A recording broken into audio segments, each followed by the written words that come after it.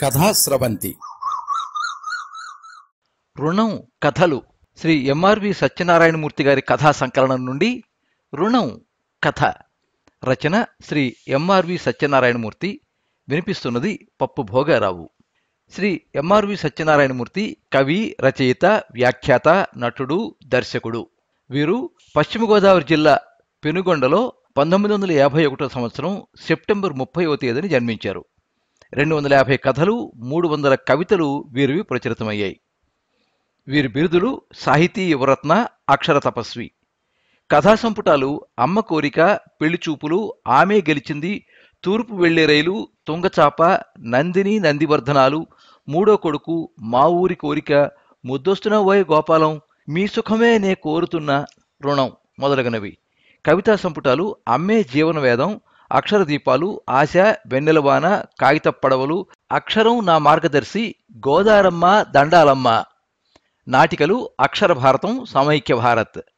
వీరి సంపాదకత్వంలో ప్రచురించిన గ్రంథాలు అభినందనం, నీరాజనం, స్పందన, కవితా కదంబం, నేటి ప్రపంచం, ముత్యాల సరం, అమ్మబడిలోంచి, నా దేశం, హరివిల్లు, జలవాణి, వాయిస్ ఆఫ్ వాటర్, పశ్చిమ గోదావరి జిల్లా స్వాతంత్రోద్యమ చరిత్ర, తెలుగు కథా పారిజాతాలు, తెలుగు కథా మందారాలు, తెలుగు కథానిక 2014, 2015, 2016, 2017, 2018, 2019, 2020.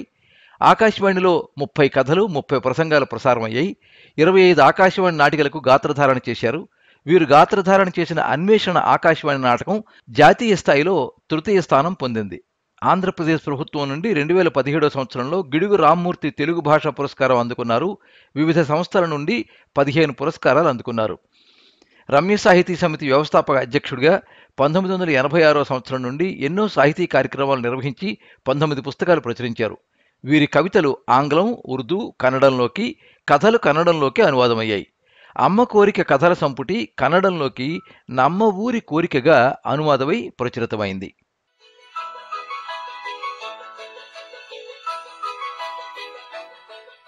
ఏమండి, ఇవాళ కత్తికి పదును పెట్టిస్తానన్నారు, మర్చిపోకండి, రాత్రి దానితోనే పనసకాయ కొట్టాలి అన్నది వర్ధనమ్మ వంటింట్లోంచి. గుర్తుంది, బయటికి వెళ్ళేటప్పుడు పట్టుకెళ్తాను అన్నారు వెంకటరమణ మాస్టారు. 5 నిమిషాలు గడిచాక కత్తిని సంచిలో పెట్టుకుని కమ్మరి రంగయ్య దగ్గరకు బయలుదేరారు మాస్టారు. రేపు మాస్టారు తండ్రి గారి తద్దినం. ఇంటి పక్కనుండే మల్లయ్య నిన్ననే పనసకాయ, అరటికాయలు, అరిటాకులు ఇచ్చి వెళ్ళాడు. ఇంట్లో పనులుంటాయని ఇవాళ రేపు సెలవు పెట్టారు మాస్టారు. మాస్టర్ వెళ్లేసరికి కొలివి నిప్పుల్లో ఇనుప ముక్కను కాలుస్తున్నాడు రంగయ్య. అతని కొడుకు సుధాకర్ కొలివి చక్రాన్ని తిప్పుతున్నాడు. చక్రం తిరుగుతూ ఉంటే బ్లోయర్ ద్వారా గాలి పొయ్యిలోకి వెళ్లి నిప్పుల్ని కణకణ మండిస్తోంది. మాస్టర్ని కూర్చోమని సైగ చేశాడు రంగయ్య. తన సంచిని కింద పెట్టి ముక్కాలు పీట మీద కూర్చున్నాడు మాస్టారు. నిప్పుల్లో బాగా కాలిన ఇనుప ముక్కను పట్టకారుతో బయటకు తీసి ఇనుపు దిమ్మం మీద పెట్టాడు రంగయ్య. తన కొడుకు కేసు చూసి రా అన్నట్టు తలూపాడు. వెంటనే సుధాకర్ బలమైన పెద్ద సుత్తి తీసుకుని ఎర్రగా కాలిన ఇనుప ముక్క మీద బలంగా కొట్టాడు. అతను వేసిన ప్రతి దెబ్బతో పాటు రంగయ్య కూడా తన కుడి చేతిలోని సుత్తితో ఆ కాలిన ఇనుప ముక్కను తనకు కావాల్సిన విధంగా కొట్టాడు. 3 నిమిషాలు గడిచాక ఇనుప ముక్కను పట్టుకారుతో అటు ఇటు తిప్పి చూసి సంతృప్తి చెందాడు రంగయ్య. వెంటనే దాన్ని పక్కనున్న నీళ్ల గిన్నెలో ముంచడంతో సరసరమని శబ్దం వచ్చింది. అప్పుడు మాస్టర్ కేసు తిరిగి, ఏంటి మాస్టారు ఇలా వచ్చారు అని అడిగాడు రంగయ్య. మాస్టారు సంచిలోంచి కత్తిని తీసి దీనికి పదును పెట్టాలి అంటూ రంగయ్యకి ఇచ్చారు. సుధాకర్ వైపు తిరిగి, ఈరోజు బడికి వెళ్ళలేదా అని అడిగారు మళ్ళీ. సుధాకర్ ఏమీ మాట్లాడలేదు. మాస్టర్ ఇచ్చిన కత్తికి ఆకురాయితో పదును పెడుతూ, నేనే మానేయమన్నానండి, నాకు పనిలో సాయం చేయమన్నాను అన్నాడు రంగయ్య. మాస్టర్ ఆశ్చర్యపోయారు రంగయ్య మాటలకు. గతంలో నేను వచ్చినప్పుడు మీ అబ్బాయి 9వ తరగతి చదువుతున్నాడని చెప్పావు. ఈ 7, 10వ తరగతిలో ఉండాల్సిన వాడిని ఇలా స్కూల్ మానిపించడం ఏమీ బాగాలేదు రంగయ్య అన్నారు. ఏం చేయమంటారు మాస్టారు, మా ఆవిడ ఉన్నప్పుడు నాకు పనిలో సాయం చేసేది. నిన్నటిది పోయాక ఒంటరి వాడిని అయ్యాను. పనిలో సాయానికి ఎవరినైనా రమ్మంటే రోజుకు 200 ఇస్తావా అని అడుగుతున్నారు. నాదే అంతంత మాత్రం సంపాదన, అంత డబ్బిచ్చి మనిషిని పెట్టుకోలేక నా కొడుకుని చదువు మానిపించి పనిలో పెట్టుకున్నా. మరి మేమిద్దరం బతకాలి కదా మాస్టారు. నాకు వేరే ఏ పని రాదు, కూలి పనికి వెళ్లే బలం కూడా లేదు, దివ్యాంగుణ్ణి కదా అన్నాడు రంగయ్య బాధగా. నిజమే, రంగయ్యకు పోలియోతో ఒక కాలు సన్నగా ఉంటుంది, కూర్చునే పనులు చేయగలడు. సుధాకర్ బాగా చదువుతాడు, కానీ తండ్రి కోసం గ్రహణం పట్టిన సూర్యుడిలా ఉండిపోయాడు. దీనికి ఏదో పరిష్కారం చూడాలి అని మనసులోనే నిశ్చయించుకున్నారు మాస్టారు. సుధాకర్, నీకు చదువుకోవాలనుందా అని మళ్ళీ ఆయనే అడిగారు. ఆనందంగా తలూపాడు సుధాకర్. రంగయ్య వద్దన్నా వినకుండా 20 రూపాయలు అతని చేతిలో పెట్టారు మాస్టారు. సుధాకర్, నువ్వు 10వ తరగతి పరీక్షలకు ప్రైవేటుగా హాజరవుదు గాని పగలు మీ నాన్నకి సాయం చెయ్యి. రాత్రి మా ఇంటికి వచ్చి చదువుకో. పుస్తకాలు నేను కొనిస్తాను. ఫీజుల సంగతి నేనే చూస్తాను అని భరోసా ఇచ్చి ఇంటికి బయలుదేరారు మాస్టారు. మర్నాడు తన ఇంట్లో తద్దినం హడావిడి అయ్యాక సాయంత్రం పుస్తకాల దుకాణానికి వెళ్లి 10వ తరగతి పుస్తకాలు, నోట్స్ పుస్తకాలు కొన్నారు మాస్టారు. సుధాకర్ కబురు చేసి వాటిని అందించారు. సుధాకర్, విద్య మనిషికి మూడో కన్ను. మీ నాన్న కాలంలో సమాజ పరిస్థితులకు, ప్రస్తుత పరిస్థితులకు చాలా తేడా ఉంది. మనిషి ఆర్థికంగా, సామాజికంగా ఎదగాలంటే ఉన్నత విద్య నేర్వాలి. నువ్వు ఎంతవరకు చదువుకుంటే అంతదాకా నేను చదివిస్తాను. నా పిల్లల చదువులు పూర్తయి ఉద్యోగాల్లో ఉన్నారు. అందుకని నువ్వు మొహమాట పడాల్సిన పని లేదు. చదువు మీదే దృష్టి పెట్టు అన్నారు మాస్టారు. ఆయన మాటలు సుధాకర్లో నూతనోత్సాహాన్ని నింపాయి. మాస్టారు ఎంఎస్సీ బీఈడీ చేశారు. హిందీ తప్ప అన్ని సబ్జెక్టులు బోధించేవారు. ప్రతి ఆదివారం పక్క వీధిలో ఉన్న హిందీ పండిట్ నరసింహం గారి దగ్గర హిందీ నేర్చుకునేవాడు సుధాకర్. ప్రతిరోజు సాయంత్రం 6 గంటలకు మాస్టారు ఇంటికొచ్చి రాత్రి 9 గంటల వరకు చదువుకునేవాడు సుధాకర్. 10వ తరగతి పబ్లిక్ పరీక్షల్లో మాత్రం పూర్తిగా మాస్టారు ఇంట్లోనే ఉండి చాలా శ్రద్ధగా చదువుకున్నాడు. రోజు తెల్లవారుజామున మాస్టారు అతని నిద్రలేపి చదివించారు. మాస్టారి భార్య వర్ధనమ్మ గారు కూడా సుధాకర్ను ఎంతో ఆదరంగా చూశారు. మాస్టారు ఆశించిన మేరకు సుధాకర్ పరీక్షల్లో ప్రథమ శ్రేణిలో పాస్ అయ్యాడు. ఆ తర్వాత ఇంటర్మీడియట్, డిగ్రీ కూడా ప్రైవేట్గానే చదివి పాస్ అయ్యాడు.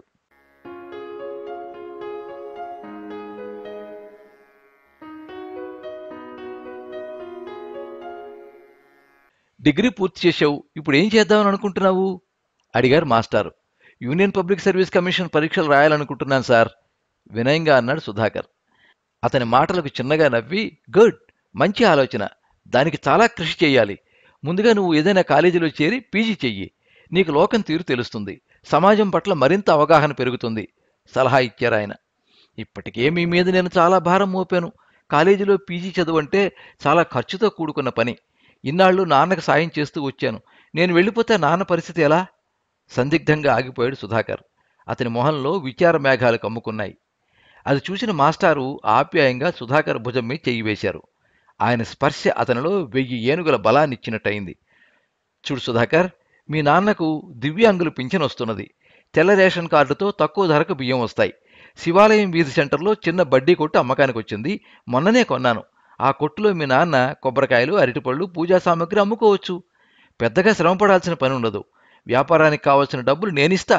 నువ్వు మీ నాన్న కోసం బెంగపెట్టుకోకు. మీ నాన్నను నేను కనిపెట్టుకుని చూస్తాను. సరేనా అంటూ భరోసా ఇచ్చారు.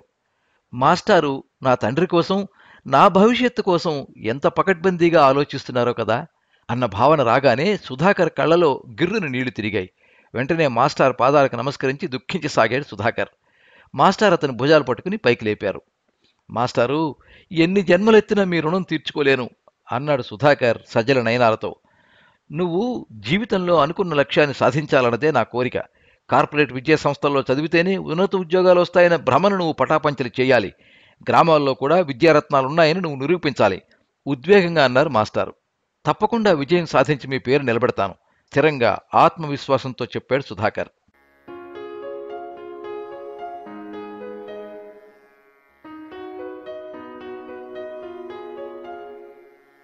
రెండేండ్లు గిర్రును తిరిగాయి. సుధాకర్ ఎంఏ పాలిటిక్స్లో యూనివర్సిటీ టాపర్గా నిలిచాడు. రంగయ్య కూడా కొత్త వ్యాపారంలో నిలదొక్కున్నాడు. మాస్టారు స్నేహితుడి కొడుకు సూర్యతేజ విశాఖపట్నంలో సివిల్స్ పరీక్షలకు వెళ్లే వారి కోసం కోచింగ్ ఇన్స్టిట్యూట్ పెట్టి చాలా పేరు తెచ్చుకున్నాడు. ఒకరోజు సుధాకర్ను తీసుకుని విశాఖపట్నం వెళ్లి సూర్యతేజని కలిసి వాళ్ళ ఇన్స్టిట్యూట్లో చేర్పించారు మాస్టారు. ఫీజులన్నీ మాస్టార్ కట్టారు. సుధాకర్ చాలా పట్టుదలతో చదివాడు. సూర్యతేజ కూడా మాస్టారు చెప్పడం వల్ల అతని పట్ల ప్రత్యేక శ్రద్ధ తీసుకుని బోధించాడు. అందరి ఆశలు ఫలించి పరీక్షలు బాగా రాసి ఐపీఎస్కి సెలెక్ట్ అయ్యాడు సుధాకర్. సుధాకర్ విజయానికి వెంకటరమణ మాస్టారు, రంగయ్యలతో పాటు శివపురం ప్రజలు ఆనందించారు. శిక్షణ పూర్తయిన తర్వాత నిజామాబాద్ జిల్లాలో ఏఎస్పీగా విధుల్లో చేరాడు సుధాకర్.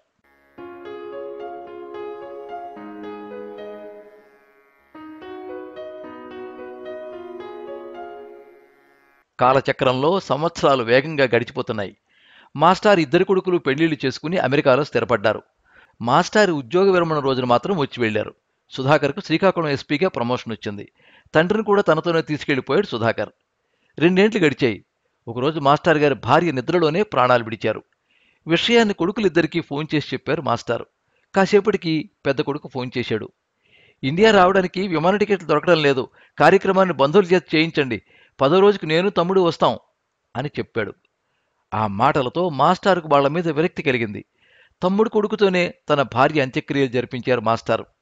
మాస్టారు గారి భార్య చనిపోయారన్న విషయాన్ని ఆయన స్నేహితుడు రామకృష్ణ చెప్పిన వెంటనే శివపురంలో వాలిపోయాడు సుధాకర్. 10 రోజులు మాస్టారు దగ్గరే ఉన్నాడు.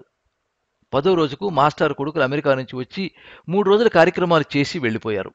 వారి ప్రవర్తనకు రామకృష్ణ ఆశ్చర్యపోయాడు. భార్య చనిపోయిన తర్వాత మాస్టారు చాలా మూడీగా ఉంటున్నారు. వెనకటి ఉత్సాహం తగ్గింది. ఓ రోజు బాత్రూంలో జారిపడిపోయారు. కుడికాలు ఫ్రాక్చర్ అయింది. రామకృష్ణ కుటుంబ సభ్యులే మాస్టారు మంచి చెడ్డలు చూస్తున్నారు.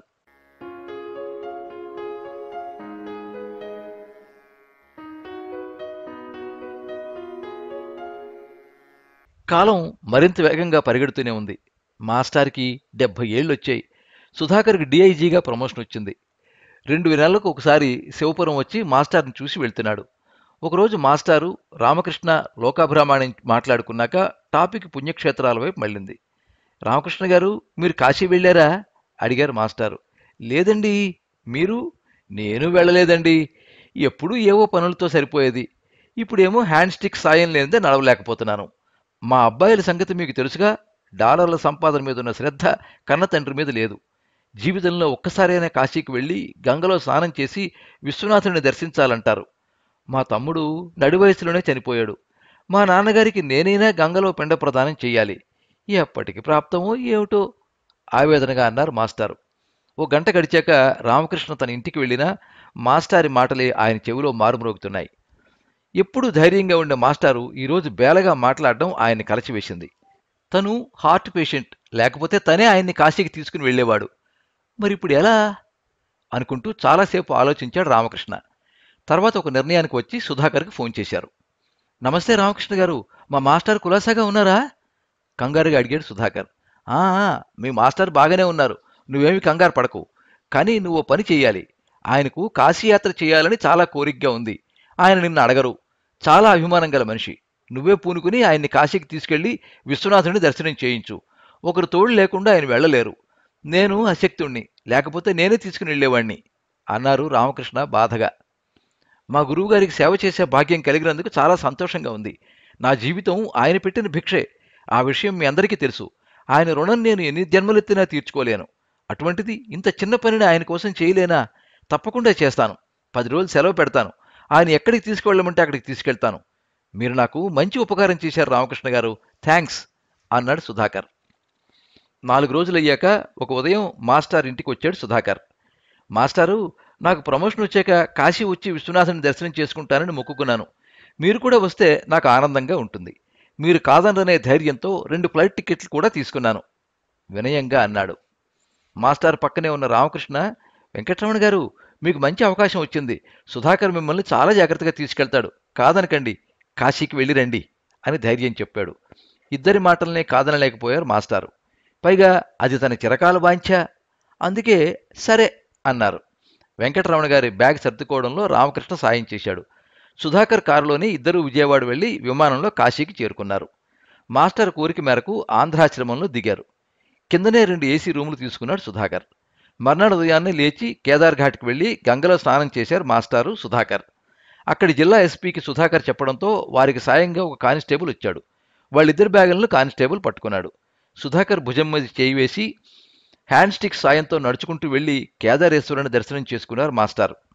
తర్వాత రూమ్కి వచ్చి కాఫీలు తాగాక పోలీసు వాహనంలో విశ్వనాథుడి దర్శనానికి వెళ్లారు. గుడికి సమీపంలో కారు ఆపి మాస్టార్ని దైవ దర్శనానికి తీసుకువెళ్లాడు సుధాకర్. సెక్యూరిటీ సిబ్బంది కూడా ఎంతో సహకరించి మాస్టార్కి ఏ ఇబ్బంది లేకుండా విశ్వనాథుడి దర్శనం చేయించారు. తర్వాత కాలభైరవుడి గుడికి వెళ్లి ఇద్దరూ స్వామిని దర్శించుకున్నారు. సాయంత్రం దశాశ్వమేధ ఘాట్ వద్ద గంగాహారతి కూడా చూసొచ్చారు. మర్నాడు మాస్టార్ని టాక్సీలో గాయి తీసుకువెళ్లాడు సుధాకర్. మాస్టర్ చేత వారి నాన్నగారికి, బంధువులకు పిండ ప్రదానం చేయించాడు పండా. మాస్టార్ని క్షణక్షణం కనిపెడుతూ ఆయన పక్కనే నిలబడి ఉన్న సుధాకర్ను పండా హిందీలో మెచ్చుకున్నాడు. నాన్నగారికి చేదోడు వాదోడుగా ఉంటూ ఆయన చిరకాల వాంఛన నెరవేర్చిన ఉత్తమమైన కొడుకువు నువ్వు అని అన్నాడు పండా. ఆ మాట వినగానే మాస్టర్ మొహంలో సన్నని నవ్వు వికసించింది. సుధాకర్ వెంటనే పండిట్జీ అని చెప్పబోతే మాస్టారు వద్దని వారించారు. పండా ఇంట్లో భోజనం చేసి మళ్లీ కాశీకి వచ్చారు ఇద్దరు. తమ గదికి వచ్చాక సుధాకర్ను పిలిచి దగ్గర కూర్చోబెట్టుకున్నారు మాస్టారు. సుధాకర్, నా చిరకాల కోరిక నీ వల్ల తీరింది. నీకు నేను చాలా రుణపడి ఉంటానయ్యా అన్నారు భావోద్వేగంతో. మాస్టారు, పేదరికంలో ఉన్న నన్ను ఉన్నత స్థాయికి తీసుకొచ్చిన గురువు, మార్గదర్శకులు మీరు. ఎన్ని జన్మలెత్తినా నేనే మీ రుణం తీర్చుకోలేను సార్ వినయంగా అన్నాడు సుధాకర్. మర్నాడు ఉదయం మరలా కేదార్ ఘాట్కి వెళ్లి గంగలో స్నానం చేశారు మాస్టారు సుధాకర్. పొడిబట్టలు కట్టుకుని సూర్యుడికి నమస్కారం చేశారు మాస్టారు. సుధాకర్ సాయంతో నెమ్మదిగా నడుస్తూ అతని భుజం మీద తల వాల్చేశారు. సుధాకర్ కంగారుగా డాక్టర్ను తీసుకుని రమ్మని కానిస్టేబుల్ని ఆదేశించాడు. యాత్రికుల సాయంతో మాస్టార్ను నెమ్మదిగా ఘాట్లోని చపటా మీద పడుకోబెట్టారు. కాసేపటి కానిస్టేబుల్ డాక్టర్ని తీసుకొచ్చాడు. డాక్టర్ మాస్టార్ని పరీక్షించి చనిపోయారని చెప్పాడు. ఆ మాట వినగానే సుధాకర్ చాలాసేపు దుఃఖించాడు. మాస్టర్ పిల్లలకు ఈ విషయాన్ని తెలియజేయాలని ఫోన్ కోసం ఆయన చొక్కా జేబు వెతికితే ఒక ఉత్తరం కనిపించింది. అందులో చిరంజీవి సుధాకర్ను దీవించి రాయనది. ఒకవేళ నేను అనుకోని పరిస్థితుల్లో కాశీలో మరణిస్తే కొడుకుగా నువ్వే ఆ బాధ్యతని చేపట్టి ఇక్కడే ఆ కార్యక్రమం పూర్తి చేయాలని కోరుతున్నాను. నా పిల్లల కోసం చూడవద్దు. ఇట్లు వెంకటరమణ. ఉత్తరం చదివిన సుధాకర్ మాస్టార్ వైపు రెప్ప వేయకుండా చూడసాగాడు. ఎందుకో అతనికి మాస్టారి అమ్మగారి పేరు గుర్తొచ్చింది. ఆమె పేరు గంగారత్నం.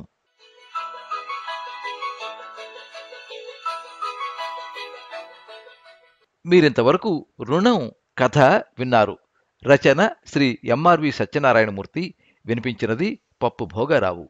ఈ కథ నమస్తే తెలంగాణ పత్రిక ముల్కనూరు ప్రజాగ్రంథాలయం నిర్వహించిన జాతీయ స్థాయి కథల పోటీలో విశిష్ట బహుమతి పొంది బతుకమ్మ 2021 సంవత్సరం మే 23వ తేదీ బతుకమ్మ సంచికలో ప్రచురితమైంది.